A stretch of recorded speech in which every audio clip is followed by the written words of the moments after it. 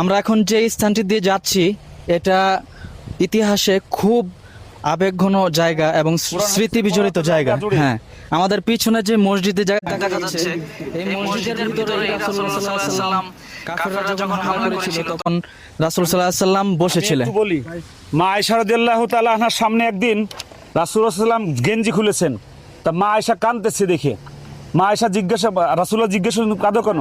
বলছে ইয়া রাসূলুল্লাহ, আপনার বসন্ত হয়েছিল অনেক, সেই দাগ এখনো আছে। তখন রাসূলুল্লাহ চোখ দিয়ে অজর দ্বারা পানি ঝরা শুরু হলো। রাসূলুল্লাহ বলেন, আয়েশা, আমার এটা কোনো বসন্তের কোনো দাগ নয়। আমি তায়েফে আল্লাহর দিনের দাওয়াত দিতে গেলে আমাকে যে পাথরের আঘাত করেছিল সেই আঘাতের দাগ এখনো আমার শরীরে আছে। ঠিক সেই জায়গাটা যেখানে রাসূলুল্লাহ এসে বসছিলেন, এই জায়গাটা আজকে আমি দেখছি, আমরা দেখছি, দেখে আমাদের কলিজা শীতল হয়েছে। আলহামদুলিল্লাহ সুম্মা আলহামদুলিল্লাহ।